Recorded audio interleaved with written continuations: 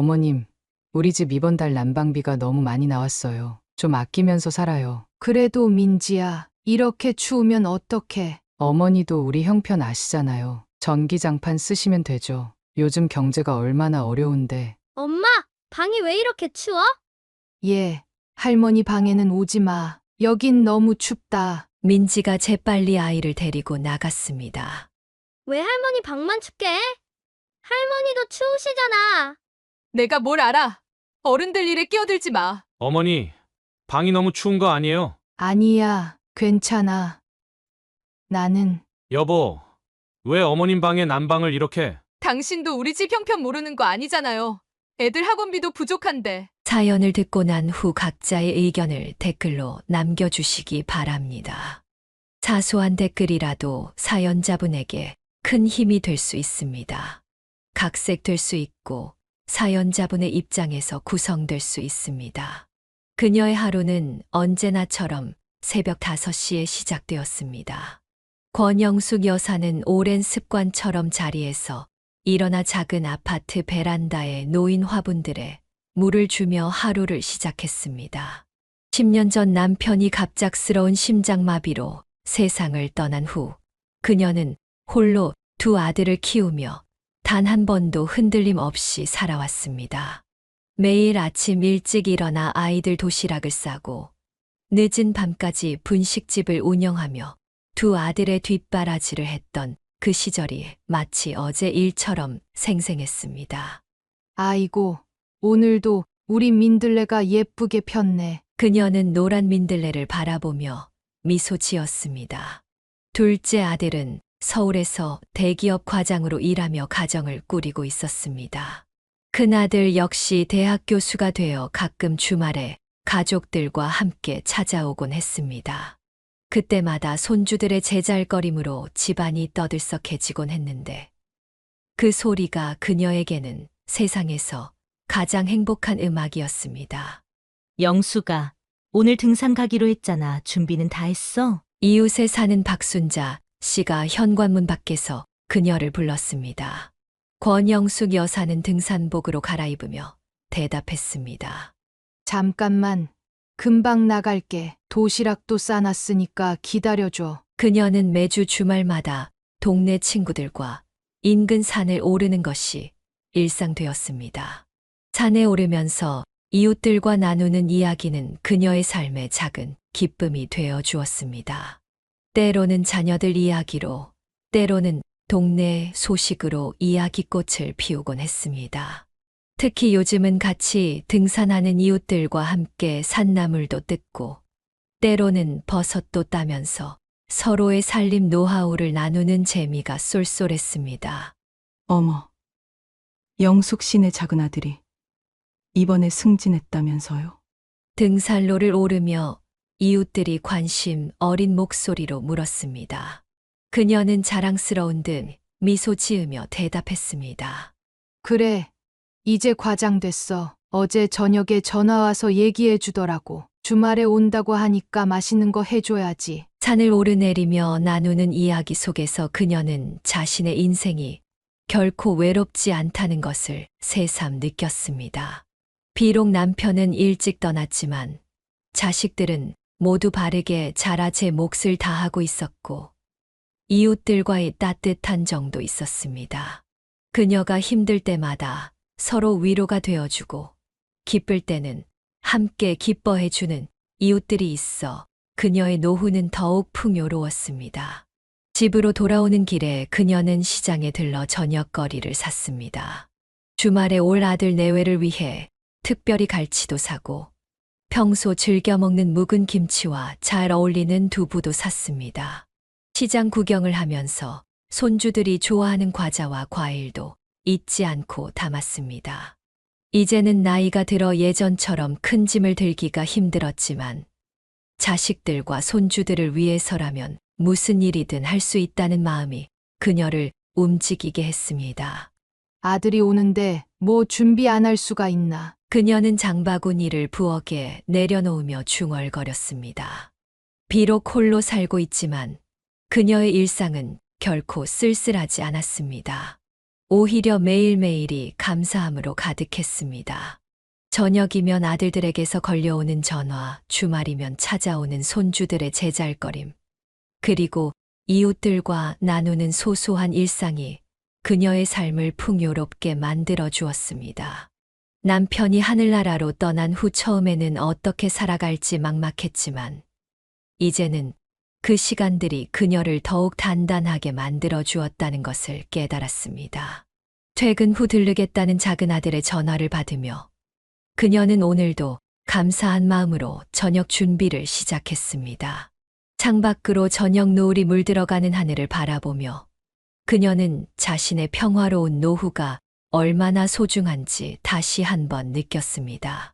평화로운 저녁 시간, 작은 아들 내외와 저녁 식사를 마친 후 그녀는 며느리의 표정이 평소와 다르다는 것을 눈치챘습니다. 둘째 며느리 민지는 평소 활달하고 긍정적인 성격이었지만 이날은 유난히 조용하고 생각에 잠긴 듯 했습니다. 어머니, 잠시 시간 좀 괜찮으세요? 민지가 조심스럽게 입을 열었습니다. 권영숙 여사는 며느리의 진지한 표정을 보며 거실 소파에 자리를 잡았습니다. 무슨 일 있니? 요즘 얼굴색이 안 좋아 보이던데. 그녀의 물음에 민지는 잠시 망설이다가 말을 이어갔습니다. 다음 달부터 학교로 복직하게 됐어요. 원래는 제 친정어머니께서 아이를 봐주시기로 하셨는데 갑자기 건강이 많이 안 좋아지셔서. 권영숙 여사는 며느리의 말을 듣자마자 상황을 직감했습니다. 지난해 민지의 친정어머니가 허리 수술을 받으셨다는 얘기를 들었던 터라 육아와 간병을 동시에 하기는 어려울 것이라는 생각이 들었습니다. 어머니, 죄송한 말씀이지만 혹시 서울로 올라와 주실 수 있으신가요? 며느리의 조심스러운 제안에 그녀는 잠시 말을 잃었습니다. 작은 아들 현우가 옆에서 말을 보탰습니다. 엄마, 우리가 이런 부탁을 드려서 죄송해요 하지만 지금 다른 방법이 없어서 어린이집도 알아봤는데 대기가 너무 길고. 그녀는 잠시 생각에 잠겼습니다. 20년 넘게 살아온 이 동네를 떠난다는 것은 쉽지 않은 결정이었습니다. 매주 등산 모임도 있고 이웃들과의 정든 생활도 있었습니다. 하지만 손주를 위해서라면, 그리고 열심히 살아가는 아들 내외를 위해서라면. 어머니, 부담 갖지 마세요. 천천히 생각해 보셔도 됩니다. 민지가 걱정스러운 눈빛으로 말했습니다. 권영숙 여사는 잠시 침묵했다가 입을 열었습니다. 그래, 내가 한번 생각해 볼게. 그 주 주말 그녀는 평소처럼 등산 모임에 나갔습니다. 산을 오르면서 친구들에게 상황을 설명했습니다. 영수가, 그래도 손주 위해서 가는 거면 좋은 일 아니겠어. 우리가 섭섭하긴 해도 이해는 한다. 박순자 씨의 따뜻한 위로에 그녀는 눈시울이 붉어졌습니다. 30년 지기 친구들과 헤어진다고 생각하니 마음이 무거웠습니다. 걱정 말아요. 우리가 가끔 서울로 놀러도 가고 영숙 씨도 내려올 때도 있을 거 아니에요. 이웃들의 격려에 그녀의 마음은 조금씩 가벼워졌습니다. 집으로 돌아오는 길에 그녀는 문득 큰 아들 집 근처에도 산이 있다는 것이 떠올랐습니다. 새로운 등산 모임을 만날 수 있을지도 모른다는 생각에 작은 희망이 생겼습니다. 저녁에 작은 아들에게 전화가 왔습니다. 엄마, 어제 말씀드린 거 너무 부담 가지지 마세요. 아니, 내가 결정했어. 서울로 갈게. 그녀의 단호한 목소리에 현우는 잠시 말을 잇지 못했습니다. 정말요? 엄마 감사합니다. 권영숙 여사는 전화를 끊고 베란다의 민들레를 바라보았습니다. 새로운 환경에서의 시작이 두렵기도 했지만 손주를 직접 돌볼 수 있다는 생각의 설렘도 느껴졌습니다. 그날 밤 그녀는 오랜만에 일기를 썼습니다. 이웃들과의 추억, 이 동네에서의 생활, 그리고 앞으로 시작될 새로운 삶에 대한 기대를 적어 내려갔습니다. 변화는 두렵지만 사랑하는 가족을 위해 그녀는 새로운 도전을 시작하기로 했습니다. 이른 봄의 끝자락, 권영숙 여사는 20년간 살아온 집을 정리하기 시작했습니다. 그녀는 오랫동안 모아온 살림살이를 하나하나 정리하면서 각각의 물건에 담긴 추억을 떠올렸습니다. 집을 전세 주기로 하고 꼭 필요한 물건만 서울로 가져가기로 했습니다. 어머니, 제가 도와드릴게요. 둘째 며느리 민지가 주말마다 내려와 짐 정리를 도왔습니다. 소박하고 알뜰한 성격의 민지를 보며 그녀는 마음이 놓였습니다. 민지야, 이거 봐. 내 신혼살림 장만할 때 같이 시장 다니면서 산 그릇이네. 어머, 맞다. 어머니가 그때 가격도 잘 흥정해 주셔서 싸게 샀었죠. 그녀는 며느리의 모습을 보며 새삼 신뢰가 갔습니다. 결혼 초기부터 검소하고 현명하게 살림을 꾸려온 며느리였기에 앞으로의 동거 생활도 잘 해낼 수 있을 거라는 확신이 들었습니다. 영수가, 우리가 마지막으로 한 번 더 등산하자. 박순자 씨를 비롯한 등산 모임 회원들이 찾아왔습니다. 마지막 등산을 하면서 그들은 추억을 나누었고 서로의 연락처를 다시 한번 확인했습니다. 걱정 말고 가. 우리가 명절 때마다 연락할게. 친구들의 따뜻한 배웅을 받으며 그녀는 서울행 기차에 올랐습니다. 창밖으로 스쳐 지나가는 풍경을 보며 그녀는 새로운 삶에 대한 기대와 불안이 교차했습니다. 어머니, 이쪽이 어머니 방이세요. 제가 미리 청소해뒀어요. 서울의 둘째 집은 30평형 아파트였습니다. 민지는 작은 방을 깔끔하게 정리해 시어머니를 맞을 준비를 해두었습니다. 어머님 방은 아침 해가 잘 들어서 좋을 거예요. 화장실도 바로 옆이고요. 그녀는 창문을 열어보았습니다. 아파트 단지의 나무들이 보였고 아래로는 놀이터가 내려다 보였습니다. 시골과는 다른 풍경이었지만 이제 손주와 함께 살 생각을 하니 마음이 따뜻해졌습니다. 엄마, 짐은 제가 다 옮길 테니까 걱정 마세요. 현우가 박스를 들고 들어오며 말했습니다. 그녀는 아들 내외의 세심한 배려에 감동을 느꼈습니다. 어머니, 내일부터 제가 출근하는데 아침에 어린이 도시락이랑 간식은 제가 미리 준비해둘게요. 민지의 말에 그녀는 미소를 지었습니다. 그런 거 걱정하지 마.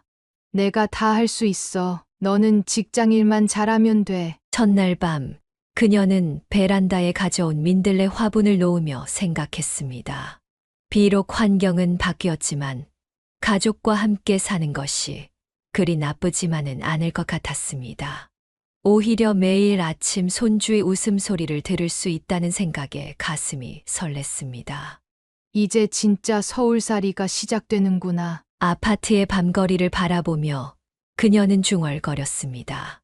낯선 도시의 불빛 속에서 그녀는 새로운 희망을 발견했습니다.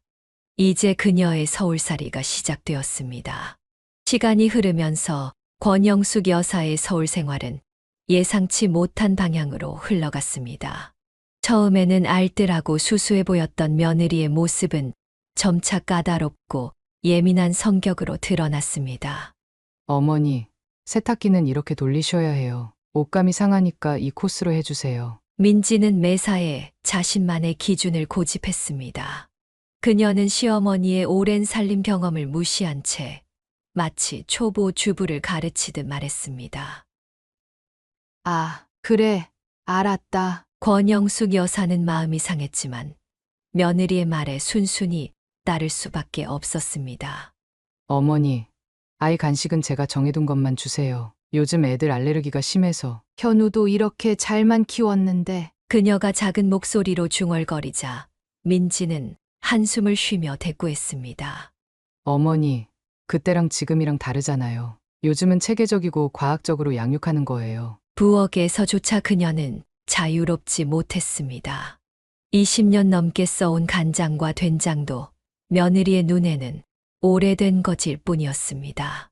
어머니, 이제 이런 건 다 버리시고 새로 사요. 유통기한도 지났잖아요. 이게 집에서 담근 거라 유통기한이랑은 상관없. 어머님, 제가 사온 거 쓰세요. 위생적으로 좋잖아요. 며느리의 말투에는 늘 틀린 것을 바로잡아주는 듯한 뉘앙스가 담겨 있었습니다.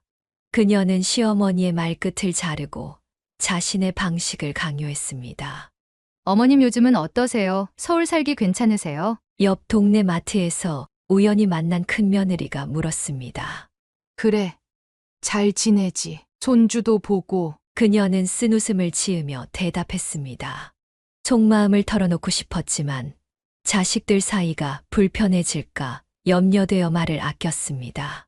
저녁이면 그녀는 작은 방에서 고향 친구들과 통화를 하며 마음을 달랬습니다. 순자야, 나 너무 서러워. 왜 그래? 며느리랑 잘 안 맞아. 아니, 그게 내가 나이가 들어서 그런가. 요즘 애들은 우리랑 너무 다른 것 같아. 전화기 너머로 흐느끼는 소리가 들렸습니다. 박순자 씨는 오랜 친구의 마음을 알 것 같았습니다. 어머니, 전화는 아이가 자는 시간에는 하지 말아주세요. 아이가 깰 수 있어요. 민지의 날카로운 목소리에 그녀는 서둘러 전화를 끊어야 했습니다. 자신의 방조차 온전히 자신의 공간이 아닌 것 같아 마음이 무거웠습니다. 베란다의 민들레를 바라보며 그녀는 한숨을 쉬었습니다. 고향에서 가져온 화분마저 며느리는 실내 공기를 탁하게 만든다며 베란다 구석으로 치워버렸습니다. 이게 다 내 팔자려니. 밤늦게 방에 누워 그녀는 눈물을 훔쳤습니다. 손주를 위해 시작한 서울 생활이었지만 점점 자신의 존재가 작아지는 것만 같았습니다. 아들은 바쁜 직장 생활로 이런 일상을 알지 못했고 그녀는 아들에게 말할 수도 없었습니다. 고향의 따뜻했던 기억들이 더욱 그리워지는 밤이었습니다. 매서운 한파가 몰아치던 1월의 어느 날, 권영숙 여사는 뼛속까지 시린 추위를 느끼며 잠에서 깼습니다. 창문 틈으로 스며드는 찬 기운에 이불을 더욱 끌어당기며 그녀는 한숨을 내쉬었습니다. 어머니, 일어나셨어요? 애들 아침 준비해 주세요. 민지의 냉랭한 목소리가 방문 밖에서 들려왔습니다. 그녀는 떨리는 손으로 온도계를 확인했습니다. 12도. 한겨울 방 온도로는 터무니없이 낮은 수치였습니다. 아유, 손이 얼어서 밥은 어떻게 하나. 떨리는 손으로 주방에서 아침 준비를 하는 동안 옆방에서는 아이들의 즐거운 웃음소리가 들려왔습니다. 따뜻하게 데워진 아이들 방과는 대조적으로 부엌과 그녀의 방은 한겨울 냉기가 그대로 느껴졌습니다. 어머님, 우리 집 이번 달 난방비가 너무 많이 나왔어요. 좀 아끼면서 살아요. 그래도 민지야, 이렇게 추우면 어떡해. 어머니도 우리 형편 아시잖아요. 전기장판 쓰시면 되죠. 요즘 경제가 얼마나 어려운데. 민지의 말에는 시어머니를 향한 날이 서 있었습니다. 그녀는 며느리의 차가운 말투에 가슴이 더 시려왔습니다. 엄마, 방이 왜 이렇게 추워? 어린이집을 마치고 돌아온 손주가 그녀의 방에 들어왔다가 놀라며 소리쳤습니다. 예, 할머니 방에는 오지 마. 여긴 너무 춥다. 민지가 재빨리 아이를 데리고 나갔습니다. 문이 닫히는 소리와 함께 그녀의 눈에서 뜨거운 눈물이 흘러내렸습니다. 왜 할머니 방만 춥게 해? 할머니도 추우시잖아. 밖에서 들리는 손주의 순수한 항변에 민지가 날카롭게 대꾸했습니다. 내가 뭘 알아? 어른들 일에 끼어들지 마. 저녁이 되자 현우가 퇴근하고 돌아왔습니다. 어머니, 방이 너무 추운 거 아니에요? 아들이 걱정스러운 눈빛으로 물었습니다. 아니야, 괜찮아. 나는 여보, 왜 어머님 방에 난방을 이렇게? 당신도 우리 집 형편 모르는 거 아니잖아요. 애들 학원비도 부족한데. 민지의 날선 목소리에 현우는 더 이상 말을 잇지 못했습니다. 권영숙 여사는 아들의 무기력한 모습을 보며 더욱 마음이 아팠습니다. 밤이 되어 방에 누운 그녀는 고향집을 떠올렸습니다. 따뜻한 아랫목에서 이웃들과 정담을 나누던 그 시절이 그리웠습니다. 영수가 너무하다 싶으면 그냥 내려와. 전화기 너머로 들려오는 박순자 씨의 말에 그녀는 흐느꼈습니다. 순자야, 내가 여기 있는 게 맞는 걸까? 아니, 이게 무슨 며느리라고 시어머니를 이렇게 대해. 그날 밤 그녀는 꽁꽁 언 이불 속에서 오랫동안 잠을 이루지 못했습니다. 창밖으로 보이는 서울의 불빛은 화려했지만 그녀의 마음속은 한겨울보다 더 춥기만 했습니다. 내가 뭘 그렇게 잘못했나? 그녀는 차가운 방에서 덜덜 떨며 밤을 지새웠습니다. 옆방에서 들려오는 보일러 돌아가는 소리가 그녀의 가슴을 더욱 시리게 만들었습니다. 자신이 이 집의 불청객이 된 것만 같은 서글픈 마음을 달랠 길이 없었습니다. 어머니, 전기장판 온도 너무 높이면 안 돼요. 전기세 많이 나와요. 아침이 되자 민지는 또다시 차가운 말을 내뱉었습니다. 그녀는 말없이 고개를 숙였습니다. 시골에서 둘째 며느리를 믿고 올라온 결정이 이제는 후회로 변해가고 있었습니다. 어머니, 이게 다 뭐예요? 이번 달 장보기가 벌써 80만 원이 넘었어요. 민지가 영수증을 들고 권영숙 여사 앞에 던지듯 내밀었습니다. 왜 이렇게 사치스럽게 장을 보시는 거예요? 애들 과자값만 해도 10만 원이 넘어요. 아니, 손주들이 먹고 싶다고 하니까. 어머니, 제발 그만하세요. 우리 집이 재벌인 줄 아세요? 매달 카드값 보면서 속이 터져 죽겠어요. 민지의 목소리는 점점 더 날카로워졌습니다. 내가 없을 때는 더 심하다면서요? 이웃집 아주머니가 다 봤다고 하더라고요. 비싼 과일에 고기에 어머니가 맨날 이마트 한 바퀴 도시면서 아니, 얘, 내 용돈으로 산 건데 뭐가 문제라는 거야? 내가 돈 달라고 하든. 용돈요? 그 용돈도 우리가 드리는 거잖아요. 어머님 연금은 전세금 빼면 얼마나 된다고. 현우가 퇴근하고 돌아오자 민지는 곧바로 남편에게 달려갔습니다. 여보, 어머님이 또 장 본 거 봤어요? 이러다 우리 집 거지 되겠어요. 제발 좀 말려보세요. 엄마, 좀만 절약해주세요. 이번 달도 마이너스인데. 니네 둘이서 나를 도둑년 취급하는 거야? 내가 뭘 그렇게 잘못했다고? 어머님, 도둑년 취급이 아니라 현실을 좀 보시라고요. 요즘 물가가 얼마나 올랐는데 명절 때마다 친척들 오면 상다리가 부러지게 차리시고 그럴 돈이면 애들 학원비나 좀 보태시지. 권영숙 여사는 며느리의 말이 가슴을 파고드는 것 같았습니다. 자신이 이 집의 재정을 낭비하는 존재로 몰리는 것이 너무나 서글펐습니다. 할머니, 나 딸기 먹고 싶어요. 손주의 순수한 말에 그녀가 대답하기도 전에 민지가 말을 잘랐습니다. 못 먹어. 겨울 딸기가 얼마나 비싼 줄 알아? 할머니 때문에 우리 집이 이 모양이야. 여보, 이제는 생활비를 제가 다 관리할게요. 어머님은 손주만 봐주세요. 민지가 남편을 보며 단호하게 말했습니다. 그럼 내가 이제 장도 못 보고 밥도 못 하라는 거야? 네, 맞아요. 어머님은 요리하실 때마다 재료를 너무 많이 쓰세요. 음식물 쓰레기도 많이 나오고 이제부터는 제가 정해준 메뉴만 하세요. 아니, 내가 50년을 넘게 살림하면서 이런 취급은 처음이다. 내가 뭘 그렇게 잘못했다고? 권영숙 여사의 목소리가 떨렸습니다. 어머님, 잘못하신 게 아니라 좀 아껴 쓰자는 거예요. 매달 생활비 적자나고 카드 연체되고 어머님은 이런 거 신경도 안 쓰시잖아요. 그래.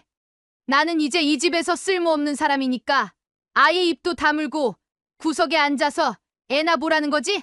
어머니, 그런 말씀 마세요. 저희가 얼마나 힘든지 아시면서. 니네가 힘들어? 내가 더 힘들어. 매일 눈치 보면서 사는 게 얼마나 서러운 줄 알아? 이때 현우가 조심스럽게 말을 꺼냈습니다. 여보, 우리 좀 진정하고. 당신은 좀 가만히 있어요. 어머님 편만 들지 말고. 민지의 날선 목소리에 현우는 고개를 숙였습니다. 이제부터 장복이랑 생활비는 제가 다 알아서 할 테니까 어머님은 절대 건들지 마세요. 알겠어요? 알았다. 다 너희 마음대로 해. 이제 나는 이 집에서 숨만 쉬고 애나 봐야지 뭐. 권영숙 여사는 눈물을 참으며 자신의 방으로 들어갔습니다. 방문을 닫는 순간 그동안 참았던 눈물이 하염없이 흘러내렸습니다. 내가 왜 이런 서러움을 받아야 하나? 그날 밤 그녀는 베개를 부둥켜 안고 울었습니다. 고향에서의 당당했던 모습은 온데간데 없고 이제는 한 숟가락의 밥을 먹는 것조차 눈치를 봐야 하는 신세가 되어버렸다는 생각에 가슴이 미어졌습니다. 생활비 논쟁 이후 2달이 지났습니다. 표면적으로는 평화가 찾아온 듯했지만 권영숙 여사의 마음속 상처는 쉽게 아물지 않았습니다. 그러던 어느 날 저녁 아들 내외가 그녀를 거실로 불렀습니다. 어머니, 우리가 드릴 말씀이 있어서요. 민지의 목소리는 평소보다 부드러웠습니다. 하지만 그녀는 직감적으로 무언가 심상치 않은 제안이 있을 것임을 느꼈습니다. 엄마, 저희가 요즘 좀 더 넓은 집을 알아보고 있어요. 현우가 조심스럽게 말을 꺼냈습니다. 그래? 월세가 비싸지 않을까? 아니요. 전세로 알아보고 있어요. 근데 어머니, 민지가 말을 이어받았습니다. 어머님, 시골에 있는 집을 팔면 좋은 곳으로 갈 수 있을 것 같아요. 방도 더 넓은 데로 구할 수 있고. 뭐라고? 권영숙 여사의 얼굴이 굳어졌습니다. 내 집을 팔아서 니네 전세금을 만들자고? 말도 안 되는 소리 하지 마. 어머니, 그게 아니라 우리 모두를 위해서. 모두를 위해서. 그럼 나는 나중에 내가 어디서 살아? 현우가 다시 말을 이었습니다. 엄마, 계속 우리랑 같이 사시면 되죠. 더 좋은 동네로 가서. 내가 왜 내 집을 팔아야 하는데? 이게 내 마지막 독립적인 공간이야. 절대 안 돼. 어머님, 지금 그 집 비어 있잖아요. 전세 세입자분들 나가시고 계속 그대로 둘 순 없잖아요. 그건 내가 알아서 할 일이야. 너희들이 왜 내 재산에 대해 이래라 저래라 하는 거니? 어머니, 우리도 어머님 생각해서 하는 말이에요. 나중에 연세 더 드시면. 나더러 늙어 죽을 때까지 너희한테 의지하고 살라는 거야? 방에서 숙제하던 손주가 놀라 거실로 나왔습니다. 할머니, 왜 소리 지르세요? 민지가 아이를 방으로 들여보내며 말을 이었습니다. 어머님, 우리가 그동안 어머님 모시고 살면서 서로 많이 힘들었잖아요. 이참에 좀 더 넓은 데로 가서 다 같이 편하게 살면 좋잖아요. 편하다고? 내 집을 팔아서 남의 집 전세로 간다는 게 말이 되니? 어머니, 더 이상 이런 말 꺼내지 마. 내가 죽으면 그때 가선 이내가 알아서 해. 권영숙 여사는 자리를 박차고 일어났습니다. 방으로 들어가며 그녀는 마지막 한마디를 던졌습니다. 세상에 시어머니 재산까지 눈독 들이는 며느리는 처음 봤다. 어머님, 그게 무슨. 방문을 쾅 닫는 소리가 집안을 울렸습니다. 시골의 집은 남편과 함께 일구어온 그녀의 마지막 보루였습니다. 그곳을 포기한다는 건 그녀의 마지막 독립성마저 내려놓는 것과 같았습니다. 여름의 어느 저녁, 현우가 술에 취해 늦게 들어왔습니다. 평소와 다르게 그의 발걸음이 휘청거렸고 얼굴은 붉게 상기되어 있었습니다. 엄마! 왜 엄마는 다른 집처럼 안 해주세요? 현우의 갑작스러운 소리에 권영숙 여사는 놀라 잠에서 깼습니다. 자다 말고 그게 무슨 소리냐? 친구 만나서 얘기 좀 했어요. 진짜 우리만 이래요. 창수 어머님은 애들 학원비 다 대주시고 용돈도 매달 200씩 주시는데. 민지가 옆에서 거들었습니다. 어머님, 저희 친구들 시댁은 다 그렇게 해주세요. 근데 어머님은 너희들 지금 나한테 뭘 바라는 거야? 엄마, 전세 준 시골집 팔면 돈 좀 될 텐데 애들 교육비도 있고. 그래서 술 먹고 이 시간에 와서 행패 부리는 거야? 행패라뇨. 전 그냥 사실대로 말씀드리는 거예요. 민지가 목소리를 높였습니다. 어머님, 다른 집은 다 해주는 거 우리만 못 받아요. 창수 어머님은 며느리 명품 백구 사주시고. 너희들 정신 차려. 내가 뭐 대기업 사장 부인이야? 남의 집이랑 비교하지 마라. 그리고 용돈은 내가 받아야지. 내가 애도 봐주고 용돈도 줘야 하는 거냐? 엄마, 재산이 있잖아요. 근데 왜 자식들한테는? 내 재산. 그래, 너희들 눈에는 내 재산만 보이지? 권영숙 여사의 목소리가 떨렸습니다. 어머님, 저희가 그동안 얼마나 아껴 살았는데요. 애들 학원비도 부족하고 다들 해외여행 다녀오는데 우리는. 그만해. 이 모렴치한 것들아. 권영숙 여사가 벌떡 일어났습니다. 내가 너희 둘 다 대학 보내느라 얼마나 고생했는지 알아? 남편 없이 혼자서. 근데 이제 와서 내 돈 달라고? 엄마, 그때 얘기를 왜 지금 해요? 그래, 하자. 네가 하고 싶은 말 다 해봐. 다른 애들은 다 부모님이 해주시는데 우리만. 너희 아빠 돌아가시고 내가 얼마나 술 처먹고 와서 이딴 소리나 하고. 어머님, 그렇게 말씀하시면 안 되죠. 왜? 사실이잖아. 너희들 지금 시골 집 팔아서 돈 뺏어갈 생각이나 하고. 현우가 갑자기 탁자를 내리쳤습니다. 엄마, 우리가 언제 뺏어가자고 했어요? 같이 잘 살자는 거잖아요. 잘 살자고? 내 돈 다 빼앗아 가서 내가 바보로 보여? 어머님, 저희가 언제 어머님 돈을. 아니야. 집 팔아달라. 교육비 대달라. 이게 다 뭐야? 민지가 울음을 터뜨렸습니다. 저는 정말 이렇게 서러운 적이 없어요. 다들 시댁에서 해주는 거 우리만. 서러워? 내가 더 서러워. 내 자식들이 이렇게 돈만 보고. 엄마, 그만하시죠. 제가 잘못했어요. 술 먹고 이런 말 꺼낸 제가 잘못했다고요. 현우가 갑자기 무릎을 꿇었습니다. 일어나. 그렇게 무릎 꿇을 때가 아니라 정신 차릴 때야. 어머님, 저희가 너무했나요? 민지의 눈물 섞인 목소리에 권영숙 여사는 더욱 가슴이 아팠습니다. 나가. 둘 다 나가. 내일 얘기하자. 지금은 보기도 싫어. 다음 날 아침 아들 내외는 숙취에 시달리며 어젯밤 일을 후회했지만 이미 돌이킬 수 없는 상처는 깊어져만 갔습니다. 권영숙 여사는 창밖을 바라보며 깊은 한숨을 내쉬었습니다. 자식들에 대한 실망감이 가슴 깊이 새겨졌습니다. 돈 이야기가 오갔던 그날 이후 권영숙 여사와 둘째 내외 사이의 관계는 더욱 서늘해졌습니다. 겉으로는 일상적인 모습이었지만 속마음은 이미 서로 멀어진 지 오래였습니다. 그러던 어느 날 큰아들 내외가 갑자기 찾아왔습니다. 어머니, 혹시 저희 애들도 좀 봐주실 수 있으세요? 큰며느리의 말에 권영숙 여사는 귀를 의심했습니다. 뭐라고? 나 지금 작은 집 애들 보느라. 어머니, 저도 이제 복직을 해야 해서요. 작은 집 애들 볼 때 우리 애들도 같이 봐주시면. 미쳤니? 지금 둘도 버거운데 내 새끼들까지 어떻게 봐? 현우가 옆에서 끼어들었습니다. 에이, 형수님이 그렇게 부탁하시는데 우리 애들이랑 같이 놀면 더 재밌잖아요. 너도 이런 식이야? 내가 너희들한테 무슨 도움이야? 큰아들이 말을 보탰습니다. 어머니, 그런 게 아니라 요즘 애들 맡길 꾀가 마땅찮아서. 그래서 나보고 보라고? 내가 지금 몇 살인 줄 알아? 민지가 거들었습니다. 어머님, 저희끼리는 다 얘기가 됐어요. 큰 집 애들도 보시면. 니네끼리 다 얘기가 됐다고? 정작 애 보는 사람은 난데 난 사람도 아니냐? 권영숙 여사의 목소리가 떨렸습니다. 어머니, 우리가 용돈 더 드릴게요. 돈 얘기하지 마. 내가 돈이 아쉬워서 이러는 줄 아나? 어머님, 그게 아니라. 너희들은 나를 뭐로 보는 거야? 이제 나이 들었다고 공짜 도우미로 써먹으려고? 큰며느리가 울먹이며 말했습니다. 어머님, 공짜라뇨. 저희가 돈 드린다고 하잖아요, 어머니. 왜 그렇게 말씀하세요? 내가 틀린 말했어? 너희들 지금 나보고 애 5을 보라고? 내가 무슨 슈퍼우먼이야? 현우가 나섰습니다. 엄마, 우리가 도와드릴게요. 형수님도 주말에는. 너희가 도와준다고? 지금도 제대로 안 도와주면서. 큰아들이 한숨을 쉬었습니다. 어머니, 그럼 어떻게 하실 건데요? 저희도 살아야. 너희들 살려고 나를 죽이는 거야?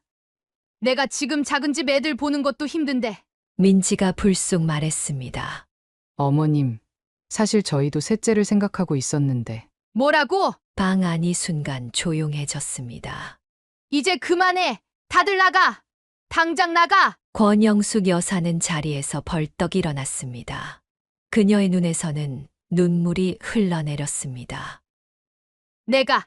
내가 이렇게 무시당할 줄은 몰랐다. 너희들한테. 어머니, 더 이상 말하지 마. 나가. 다들 나가라고. 자식들이 떠난 후 그녀는 한동안 멍하니 앉아 있었습니다. 창밖으로 보이는 노을이 유난히 쓸쓸해 보였습니다. 그날 밤 권영숙 여사는 오랜만에 고향집 앨범을 펼쳐보았습니다.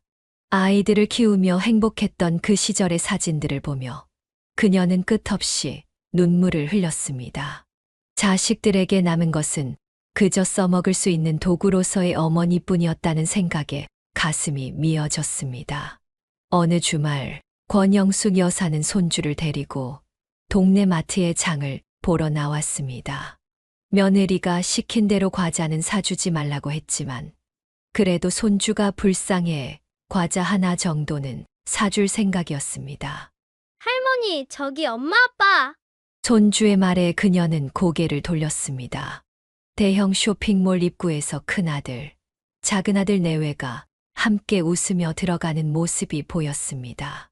민지는 새로 산 듯한 고급 코트를 입고 있었고, 현우와 큰아들 부부도 한껏 멋을 내고 있었습니다.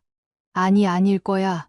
엄마 아빠는 오늘 회사 갔다고 했잖아. 그녀의 목소리가 떨렸습니다.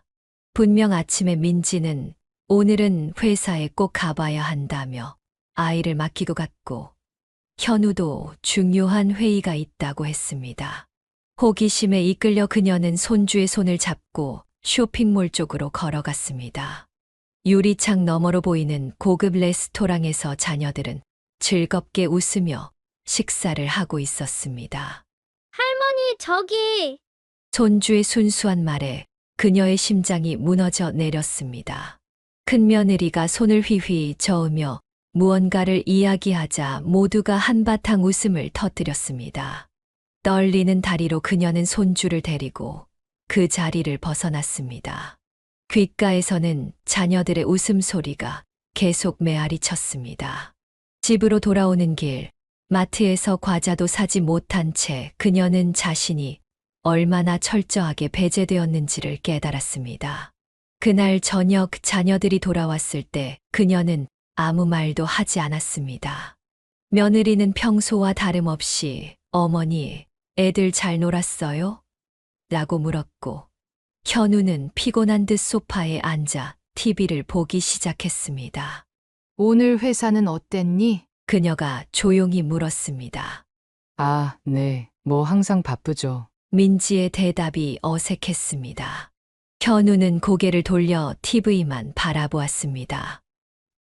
그래. 회사에서 맛있는 것도 먹었겠구나. 방으로 들어가며 그녀는 중얼거렸습니다. 자녀들의 표정이 순간 굳어지는 것을 그녀는 보았습니다. 방문을 닫고 그녀는 침대에 쓰러지듯 앉았습니다. 눈물이 하염없이 흘러내렸습니다. 창밖으로 보이는 쇼핑몰의 환한 불빛이 그녀의 마음을 더욱 어둡게 만들었습니다.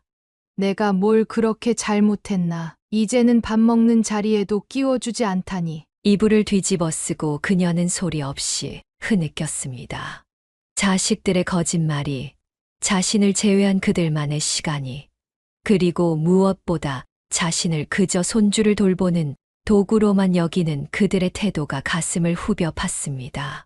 방 밖에서는 TV 소리와 함께 자녀들의 일상적인 대화 소리가 들려왔습니다. 마치 아무 일도 없었다는 듯한 그들의 태도가 더욱 그녀의 마음을 아프게 했습니다. 이제 정말 돌아가야 할 때인가. 창밖의 달을 바라보며 그녀는 깊은 한숨을 내쉬었습니다. 고향에 있는 그녀의 집이 어느 때보다 그리워지는 밤이었습니다. 그날의 쇼핑몰 사건 이후 권영숙 여사는 며칠 동안 잠을 이루지 못했습니다.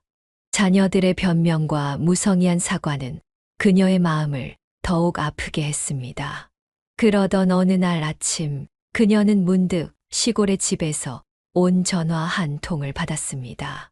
권 여사님, 저희 이번 달로 계약이 만료되는데 재계약은 어떻게? 전세 살고 있는 세입자의 말에 그녀는 잠시 생각에 잠겼습니다. 그리고 마음을 굳혔습니다. 재계약은 어려울 것 같네요. 제가 들어가서 살려고 했어. 전화를 끊은 후 그녀는 거실로 나가 자녀들을 불렀습니다. 현우야, 민지야, 너희들한테 할 말이 있다. 네. 어머니 무슨 일이세요? 나 이제 내려갈 거야. 순간 거실이 조용해졌습니다. 네. 어머니, 갑자기 무슨... 갑자기가 아니야. 난 너무 오래 참았어. 어머니, 혹시 저번 일 때문에 그러시는 거예요? 저희가 사과드렸잖아요. 사과. 그게 진심이었니? 민지는 말을 잃었습니다. 어머니, 저희가 잘못했어요. 앞으로는 난 더 이상 너희한테 실망하고 싶지 않아. 현우가 자리에서 일어났습니다.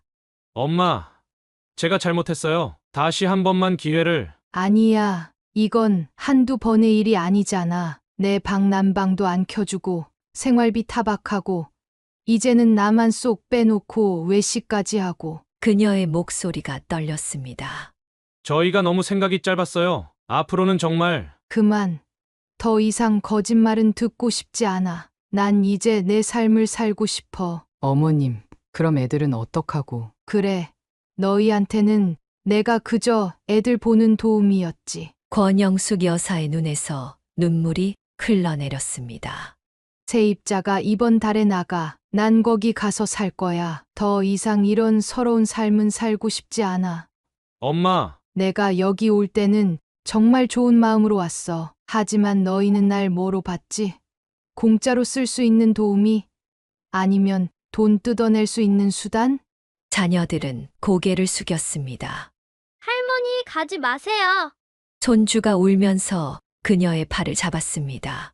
미안해. 할머니가 미안해. 하지만 할머니도 이제는 쉬어야 해. 그날 저녁 그녀는 조용히 짐을 정리하기 시작했습니다.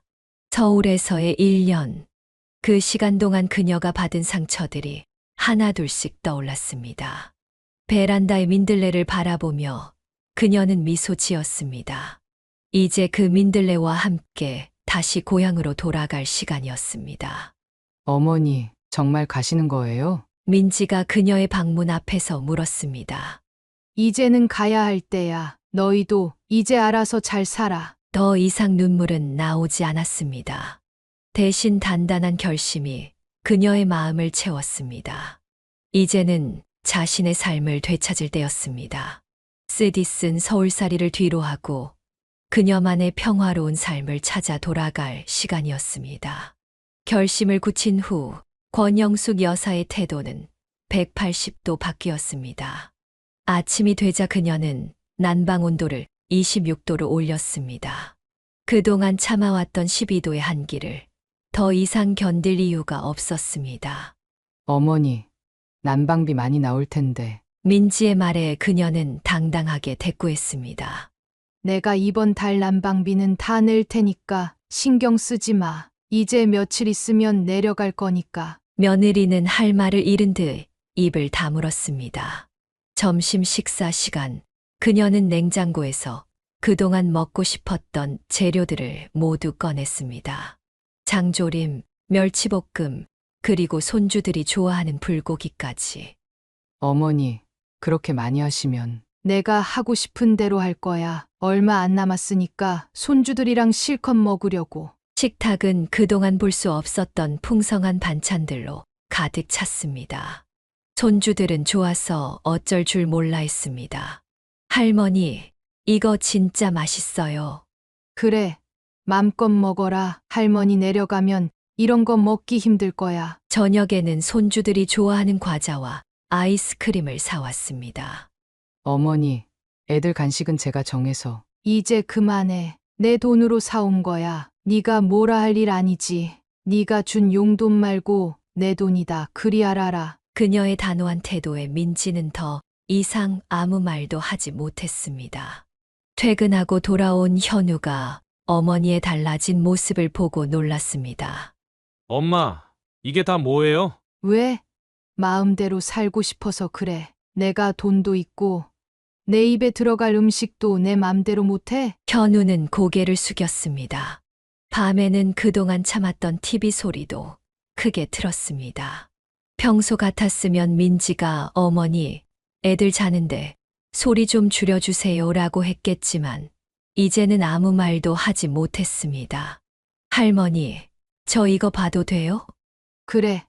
같이 보자. 이제 할머니랑 얼마 못 보는데. 손주와 함께 드라마를 보며 그녀는 오랜만에 행복한 미소를 지었습니다. 장보기도 마음대로 했습니다. 비싸다고 사지 말라던 과일들, 고기들을 마음껏 샀습니다. 어머니, 그렇게 많이 사면. 내가 번 돈, 내가 쓰는데 뭐가 문제야? 니네들처럼 몰래 쇼핑하고 외식하는 것보다는 낫지. 민지의 얼굴이 붉어졌습니다. 이제 그녀는 아침마다 일찍 일어나 자신을 위한 시간을 가졌습니다. 더 이상 새벽부터 손주 도시락을 싸느라 바쁘지 않았습니다. 어머니, 아침 도시락. 이제 네가 해. 난 조금 있으면 내려갈 거고 넌 이제부터 내 아이 내가 챙겨. 당당해진 그녀의 모습에 자녀들은 말을 잃었습니다. 그동안 보지 못했던 어머니의 단호한 태도에 어쩔 줄 몰라 했습니다. 나 내일은 친구 만나러 갈 거야. 애들은 니네가 알아서 해. 네. 어머니, 왜? 난 이제 자유로운 몸이야. 내가 하고 싶은 거 다 하다가 갈 거야. 그녀의 달라진 모습은 가족들에게 적잖은 충격을 주었습니다.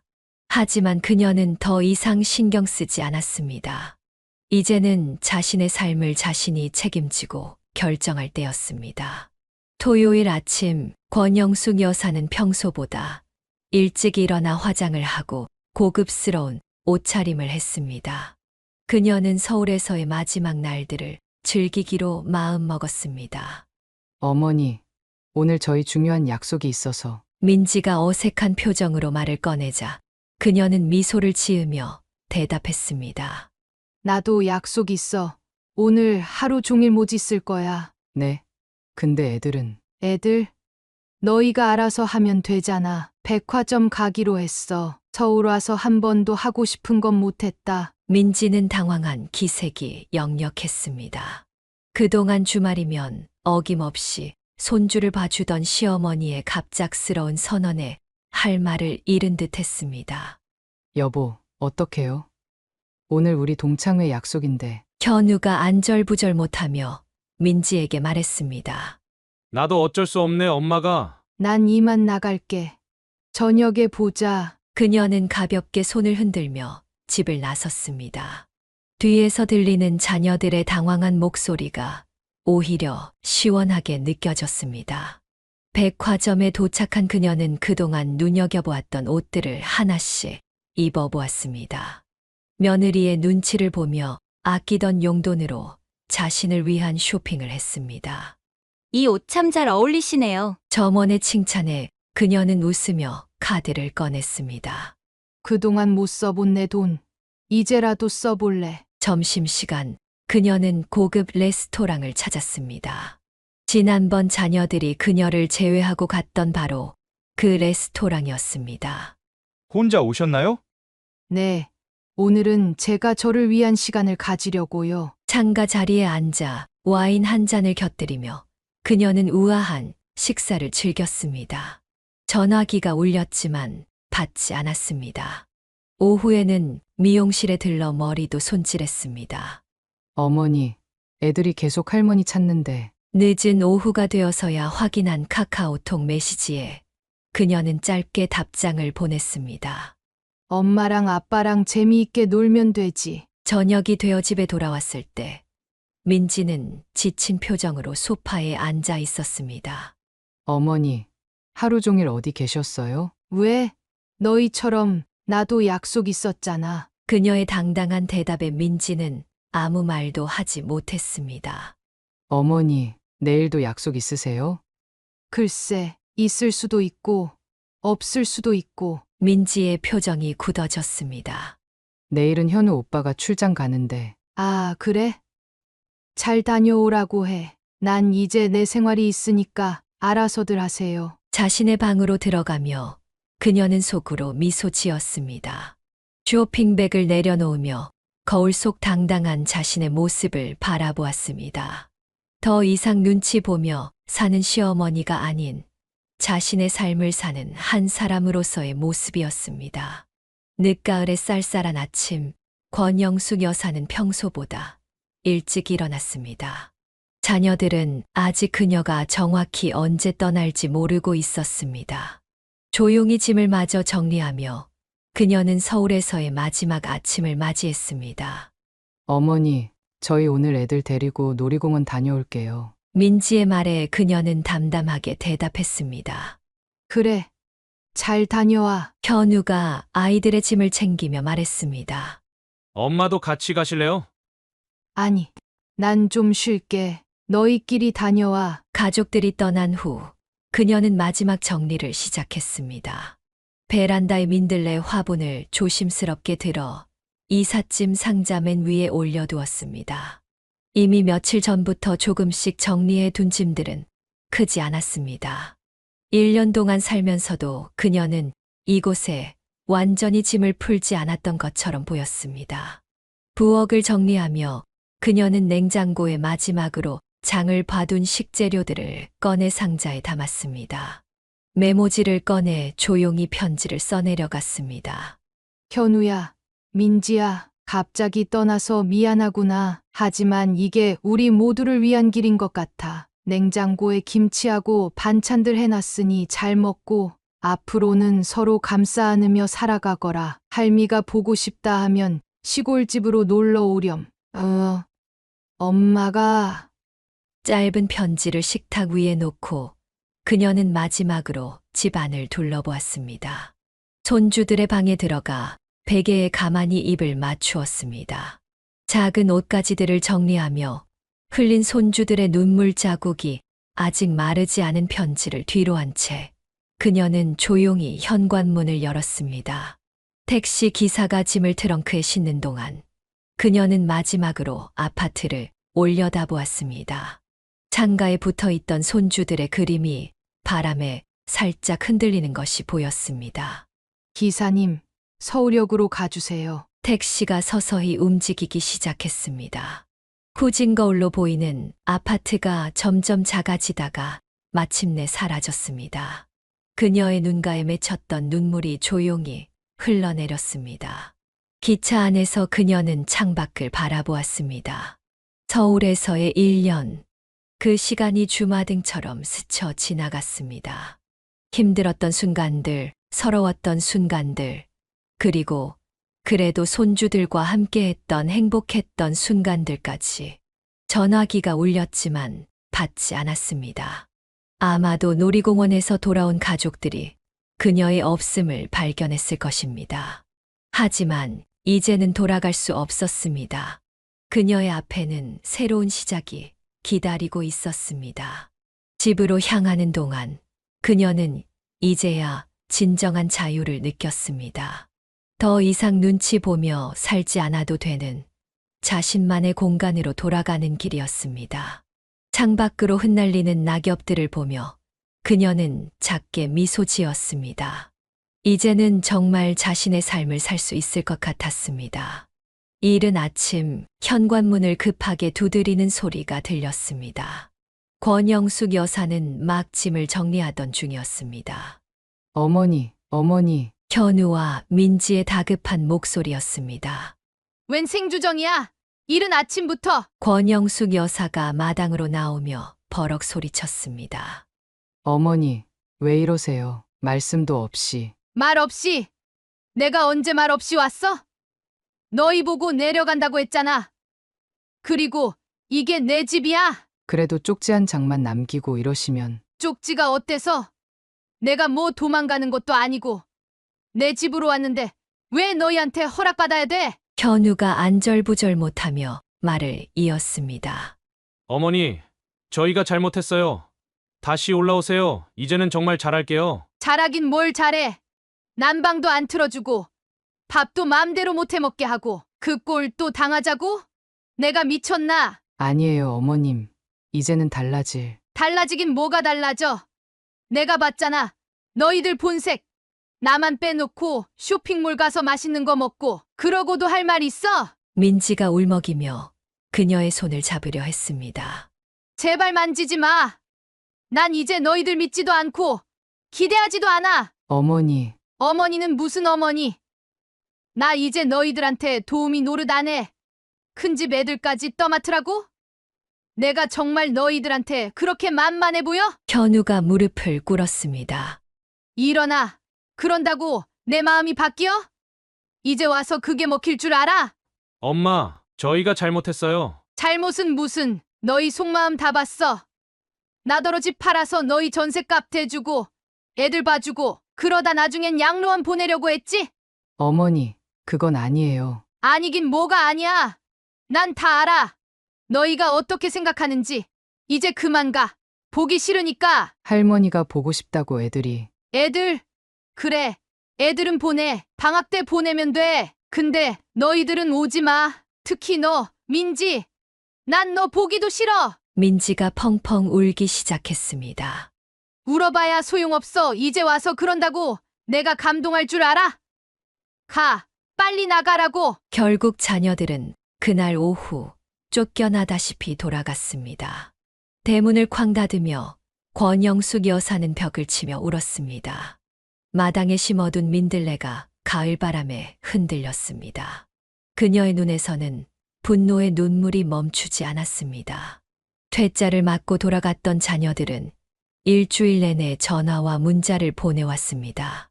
하지만 권영숙 여사는 단 한 번도 전화를 받지 않았습니다. 결국 주말 자녀들이 다시 찾아왔습니다. 어머니, 이번에는 정말 진심으로 왔어요. 민지가 현관 앞에서 애원하듯 말했습니다. 진심, 작년에도 그렇게 울면서 부탁해놓고 결국 나를 어떻게 했어? 그때는 제가 정말 잘못했어요. 이제는 됐어. 더 이상 너희 말에 속지 않을 거야. 내가 뭐 얼마나 호구처럼 보였으면. 현우가 나섰습니다. 엄마, 제가 잘못했어요. 제가 아내 편만 들고 너는 더 가관이야. 네가 내 아들이야? 며느리 앞에서 꿀먹은 벙어리처럼 있다가 이제 와서 그런 소리나 하고. 어머니, 저희 진짜 반성하고 있어요. 애들도 할머니 없이 너무 힘들어하고. 애들, 또 애들 얘기? 내가 너희들한테 그저 공짜 베이비시터였잖아. 이제 와서 애들 핑계는 대지 마. 아니에요, 어머님. 저희가 정말. 시끄러워.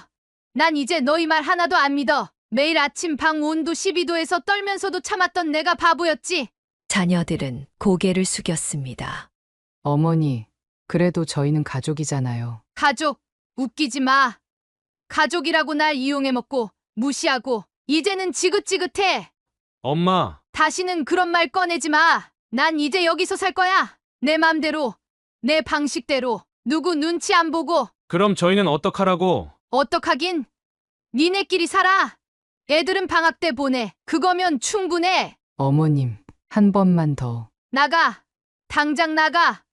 더는 너희 얼굴도 보기 싫어. 권영숙 여사의 단호한 태도에 자녀들은 더 이상 말을 잇지 못했습니다. 앞으로도 이러면 경찰 부를 거야. 내 집 앞에서 이러지 마. 대문을 쾅 닫는 소리가 마당에 울렸습니다. 그녀는 떨리는 손으로 마당 의자에 앉았습니다. 한여름의 뜨거운 태양이 내리쬐던 날, 권영숙 여사는 마당에서 화초에 물을 주고 있었습니다. 예고 없이 찾아온 아들 내외를 보고도 그녀는 아무런 반응을 보이지 않았습니다. 어머니, 저희 왔어요. 민지가 조심스럽게 말을 걸었지만 그녀는 못 들은 척 화초에만 집중했습니다. 엄마, 안에서 얘기 좀 해요. 현우의 말에도 그녀는 차갑게 대꾸했습니다. 할 얘기 있으면 여기서 해. 더운데 집에 들어가서 전기 낭비할 필요 없어. 땀을 뻘뻘 흘리며 민지가 말했습니다. 어머니, 물 한 잔만. 물. 너희 집에서 내가 물 달라고 할 때는 생각 안 났니? 냉장고에서 물 꺼내면 전기세 많이 나온다면서. 어머니, 그때는 저희가. 됐어. 목마르면 밖에 가서 사 마셔. 뜨거운 햇볕 아래 자녀들은 땀을 흘리며 서 있었습니다. 선풍기라도. 뭐 선풍기? 너희가 날 어떻게 했는지 기억 안 나? 한겨울엔 내 방 난방도 안 틀어주고 이제 와서 덥다고? 마당 의자에 앉아있던 자녀들은 뜨거운 햇볕을 피하지 못한 채 앉아 있었습니다. 어머니, 저희 잘못했어요. 이제 정말. 잘못은 무슨? 이제 와서 반성해? 늦었어. 다 늦었다고. 그래도 시어머니시잖아요. 시어머니, 너한테 난 그저 공짜 도움이었잖아. 이제 와서 시어머니는 무슨? 마당의 온도계가 35도를 가리키고 있었습니다. 어머니, 저희 진심으로. 진심? 너희가 진심인 적 있었어? 다 거짓말이었잖아. 결국 2시간이 넘도록 뜨거운 햇볕 아래서 대화는 이어졌습니다. 권영숙 여사는 끝내 자녀들을 집 안으로 들이지 않았고 물 한 모금도 주지 않았습니다. 가봐. 더 이상 볼 일 없으니까. 어머니, 다음에 올 때는 미리 연락하고 와. 안 그러면 경찰에 신고할 거다. 지쳐 보이는 자녀들의 뒷모습을 보며 그녀는 쓴웃음을 지었습니다. 이제는 더 이상 그들의 달콤한 말에 속지 않을 것입니다. 그녀의 마음은 이미 차갑게 식어버렸습니다. 선선한 가을 바람이 불어오던 어느 날, 권영숙 여사는 자신의 마당 텃밭에서 고추를 따고 있었습니다. 며칠 전 자식들의 방문이 머릿속을 스쳐 지나갔습니다. 어머니, 저희가 정말 잘못했어요. 그때 민지의 목소리에는 진심이 하나도 묻어 있지 않았습니다. 그저 형식적인 사과였을 뿐이었습니다. 애들이 할머니 보고 싶어 해서요. 자식들은 여전히 손주를 방패막이로 내세웠습니다. 그녀는 고추를 따며 쓴 웃음을 지었습니다. 참 뻔뻔하기도 하지. 자식들의 행동은 하나도 변한 것이 없었습니다. 찾아올 때마다 반복되는 건 애들 얘기뿐이었고, 정작 그동안 자신이 겪었던 서러움에 대해서는 단 한마디의 진정한 사과도 없었습니다. 어머니, 이제는 방도 따뜻하게 해드리고. 그저 물질적인 것만을 약속했을 뿐, 그녀의 마음을 이해하려는 진정한 노력은 찾아볼 수 없었습니다. 역시 난 잘 결정했어. 텃밭에 고추를 다 따고 일어서며 그녀는 마음을 더욱 굳게 다졌습니다. 이제는 자신의 행복을 위해 살아야 할 때였습니다. 여기 있으니 얼마나 좋아. 아무도 간섭하는 사람 없고. 그녀는 자신의 집 마당을 둘러보았습니다. 아침에 일어나 마음대로 난방을 틀 수 있고 하고 싶은 음식을 마음껏 해 먹을 수 있는 이곳이 얼마나 소중한지 새삼 깨달았습니다. 이제는 정말 내 인생을 살아야지. 마당 구석에 피어있는 민들레를 바라보며 그녀는 미소 지었습니다. 서울에서 가져온 그 민들레처럼 이제 그녀도 이곳에서 새롭게 뿌리를 내리고 있었습니다. 자식들의 형식적인 사과와 변하지 않은 태도를 보며 그녀는 자신의 선택이 옳았음을 다시 한번 확신했습니다. 이제는 더 이상 타인의 눈치를 보며 살지 않을 것입니다. 오직 자신만의 삶을 살아갈 것입니다. 이제야 진짜 내 모습을 찾은 것 같아. 가을 하늘을 올려다보며 그녀는 깊은 숨을 내쉬었습니다. 이제 그녀의 앞에는 새로운 삶이 기다리고 있었습니다. 아침 이슬이 촉촉하게 내린 어느 날, 권영숙 여사는 오랜만에 등산 모임 친구들과 다시 만났습니다. 서울에서 돌아온 뒤 처음으로 갖는 모임이었습니다. 영숙아, 이제야 우리가 다시 뭉쳤네. 박순자 씨가 반갑게 그녀를 끌어안았습니다. 그러게 내가 왜 그리 멀리 갔었나 몰라. 친구들과 함께 산을 오르며 그녀는 오랜만에 진정한 웃음을 되찾았습니다. 더 이상 눈치 볼 필요도 없고 시간에 쫓길 필요도 없었습니다. 어제 텃밭에서 딴 상추 좀 가져왔어. 나눠 가져. 그녀가 준비해온 상추를 나누며 이웃들과 도시락을 함께 먹었습니다. 서울에서는 상상도 할 수 없었던 여유로운 시간이었습니다. 영수가, 너 요즘 얼굴빛이 좋아졌다? 그래? 내 집에서 내 마음대로 사니까 그런가 봐. 산 정상에서 바라보는 고향 풍경은 그 어느 때보다 아름다웠습니다. 서울의 높은 아파트 숲이 아닌 푸른 들판과 아담한 지붕들이 펼쳐진 풍경이 그녀의 마음을 편안하게 해주었습니다. 이제 그녀의 일상은 완전히 달라졌습니다. 아침에 일어나면 텃밭에서 신선한 채소를 따고 동네 시장에서 장을 보며 이웃들과 정담을 나눕니다. 영숙이네 고추장 맛이 일품이야. 나도 좀 담가줘. 이웃들과 함께 장을 담그고 김치를 담그는 일은 그녀에게 더 이상 부담이 아닌 즐거움이 되었습니다. 서로 돕고 나누는 이웃들과의 관계는 서울에서는 느낄 수 없었던 따뜻함이었습니다. 저녁이면 마당에 앉아 달을 보며 차 한 잔의 여유를 즐깁니다. 더 이상 며느리의 눈치를 보며 전기세를 걱정할 필요도 없었고 손주를 돌보느라 바쁠 필요도 없었습니다. 이제야 진짜 사는 것 같아. 마당의 민들레는 어느새 더 크게 자라 있었고 그녀도 이곳에서 새로운 뿌리를 내리고 있었습니다. 이제는 누구의 눈치도 보지 않고 자신만의 삶을 살 수 있는 자유가 있었습니다.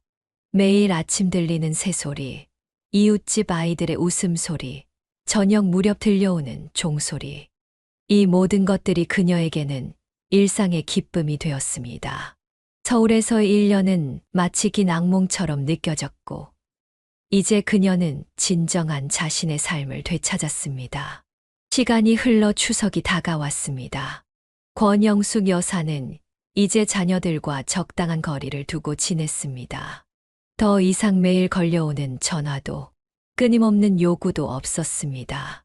어머니, 추석에 저희가 내려갈게요. 민지의 조심스러운 전화에 그녀는 담담하게 대답했습니다. 그래. 오고 싶으면 와라. 방은 항상 있으니까. 이제 그들의 관계는 달라졌습니다. 서로를 속박하지 않는 적절한 거리를 유지하는 관계가 되었습니다. 추석날 자녀들이 찾아왔습니다. 예전처럼 무리한 요구나 간섭은 없었습니다. 그저 명절이니 찾아온 자녀들, 그리고 반가운 손주들의 방문이었습니다. 할머니, 보고 싶었어요. 손주들을 안아주며 그녀는 미소 지었습니다. 이제는 이 정도의 거리감이 오히려 편했습니다. 어머니, 저희가 음식 준비 도와드릴게요. 괜찮아. 내가 할 수 있어. 너희는 쉬었다 가. 더 이상 서로에 대한 과도한 기대나 부담도 없었습니다. 각자의 공간에서 각자의 방식대로 살아가는 것을 인정하게 된 것입니다. 엄마, 이제 전화 자주 못 드려서 죄송해요. 그게 더 좋아. 서로 불편하지 않고. 자녀들은 이제 그녀의 독립적인 삶을 인정했고, 그녀 역시 자녀들의 삶을 존중했습니다. 명절이나 특별한 날에만 만나는 것이 오히려 서로에 대한 그리움과 소중함을 느끼게 해주었습니다. 이제 그녀의 일상에는 자녀들의 전화나 요구로 인한 스트레스가 없었습니다. 대신 가끔 오는 손주들의 그림 편지나 명절에 만나는 짧고 굵은 만남이 더욱 특별하게 느껴졌습니다. 엄마, 저희 이만 올라갈게요. 그래. 조심히 가라. 떠나는 자녀들을 배웅하며 그녀는 홀가분한 마음을 느꼈습니다. 이제는 서로가 서로의 삶을 인정하고 존중하는 관계가 된 것입니다. 그리고 이것이 바로 그녀가 원했던 진정한 가족의 모습이었습니다. 마당에 심은 민들레처럼 이제 그들은 각자의 자리에서 단단히 뿌리 내리고 살아가고 있었습니다. 가끔 부는 바람에 서로의 소식을 전하는 것처럼 적당한 거리를 두고 서로를 생각하는 것. 그것이 바로 그들이 찾은 새로운 가족의 형태였습니다. 겨울이 지나고 다시 봄이 찾아왔습니다. 권영숙 여사의 마당에는 민들레가 더욱 무성하게 자라났습니다. 서울에서 가져온 그 작은 화분의 민들레는 이제 마당 곳곳에 뿌리를 내렸습니다. 꽃이 참 예쁘게 폈네. 마당에 앉아 차를 마시며 그녀는 지난 시간을 돌아보았습니다. 서울에서의 고단했던 날들, 자존심을 내려놓아야 했던 순간들, 그리고 마침내 스스로의 삶을 되찾기 위해 내렸던 용기 있는 결정까지. 영숙 씨, 산책하실래요? 이웃들과 함께하는 아침 산책은 이제 그녀의 소소한 행복이 되었습니다. 더 이상 누군가의 허락을 구할 필요도, 눈치를 볼 필요도 없었습니다. 텃밭에서는 계절마다 다른 채소들이 자라났고, 그녀는 수확의 기쁨을 이웃들과 나누었습니다. 일주일에 한 번씩 모이는 동네 친구들과의 등산 모임은 변함없이 이어졌습니다. 나 혼자라고 외롭지 않아. 가끔 명절에 찾아오는 자녀들에게 그녀는 당당하게 말할 수 있게 되었습니다. 더 이상 구속받지 않는 자유로운 삶, 그것이야말로 그녀가 찾은 진정한 행복이었습니다. 할머니, 저희 방학 때 또 올게요. 손주들의 순수한 사랑은 여전했고, 이제는 적당한 거리를 둔 자녀들과의 관계도 오히려 더 편안해졌습니다. 그녀의 하루는 여유로웠습니다. 아침에는 텃밭을 가꾸고, 오후에는 이웃들과 차를 마시며 이야기를 나누고 저녁에는 마당에 앉아 달을 바라보는 여유도 가질 수 있었습니다. 이제야 진짜 내 삶을 살게 된 것 같아. 마당 가득 피어난 민들레를 바라보며 그녀는 미소 지었습니다. 홀로 있지만 결코 외롭지 않은 누군가에게 휘둘리지 않는 당당한 삶. 그것이 바로 그녀가 꿈꾸던 노후의 모습이었습니다. 이제 권영숙 여사는 진정한 의미의 자신의 삶을 살아가고 있었습니다. 더 이상 누군가의 어머니나 시어머니가 아닌 오롯이 한 사람으로서의 삶. 그리고 그 선택은 그녀에게 진정한 자유와 행복을 가져다 주었습니다. 마당에 들이운 저녁 노을을 바라보며 그녀는 생각했습니다. 인생의 황혼기에 찾은 이 작은 행복이야말로 그동안 그녀가 그토록 찾아 헤매던 진정한 행복이었다고. 사연을 듣고 댓글을 남겨주시기 바랍니다. 사소한 의견일지라도 사연자분에게는 큰 힘이 됩니다. 노골적인 악성 댓글은 사연자분에게 상처가 될 수 있으니 삼가주시기 바랍니다.